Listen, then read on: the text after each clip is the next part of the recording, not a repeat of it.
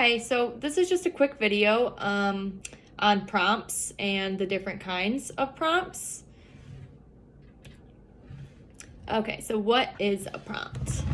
A prompt is used in order to increase the likelihood that a student will provide a specific desired response.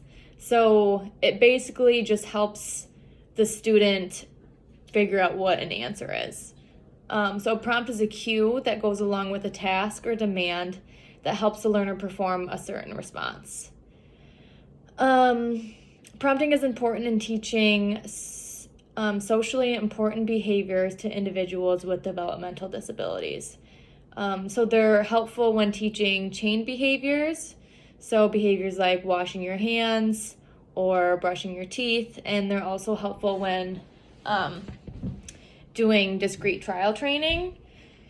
So what a chain behavior is a sequence of responses that lead to a terminal response. So essentially there's just a whole behavior that's broken down into smaller steps, and each step might need to be prompted. So like helping the student like turn on the water and then getting their toothbrush wet.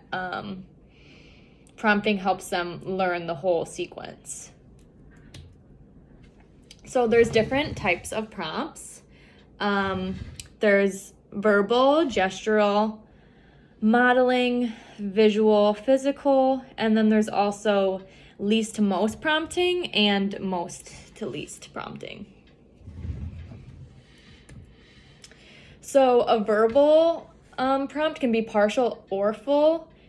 These kind of consist of clues, hints, commands, questions, and rule statements. So when you're verbally prompting an answer, you can fully give them the answer like, what is it? A cat. You can fully verbally tell them cat, and then they would repeat cat. Or you can give the partial of the word cat. You could say like ca, and then that would prompt them to say cat. A gestural prompt is an example of a partial prompt. So you can point to something, tap at something, or move, say, like a card or the correct item closer. So, for example, if you have an array of 3 items, and you say, point to the dog, you could then, like yourself, point to the picture of the dog to then prompt them that dog is the right answer and they need to point to the dog. There's also visual prompts and model prompts. So you can use pictures and objects for visual prompts. So I've done this with like listener responding programs. You can be like, you drive a, and then you could either show them like a toy car or put a picture of a car in front of them to prompt them to say car, like you drive a car.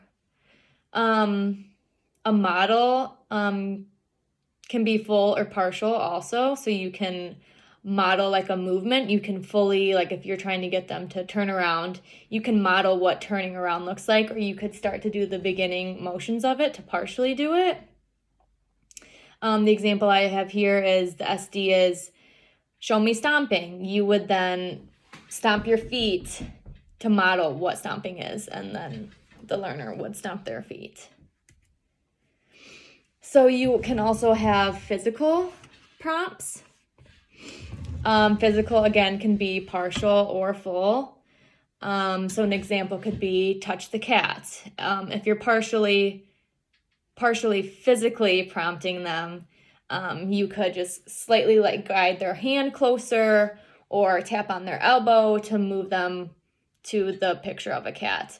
Or if you're fully physically prompting them, you can grab their hand and take it fully to the picture of a cat. So you're pretty much doing the whole movement for them. So there's also sequencing prompts. So there's least to most and most to least. So with least to most prompting, you start with the least intrusive prompt and then increase the intrusiveness of your prompts. So the first level, you would start, see if they can independently do it, and then you would gradually increase. So like if they don't do it independently, then you would maybe move to a gestural prompt, and if they're not doing that, you could increase to a full physical prompt. So the last step in the hierarchy just kind of ensures that the learner will successfully emit the right response, so they're always ending on getting it correct.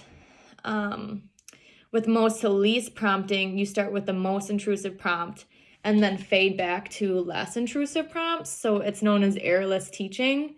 They're always going to immediately get it right. So you start with using a full prompt and then just dial back your prompts until the learner reaches independence. So time delay. Time delay is an example of least or most to least prompting.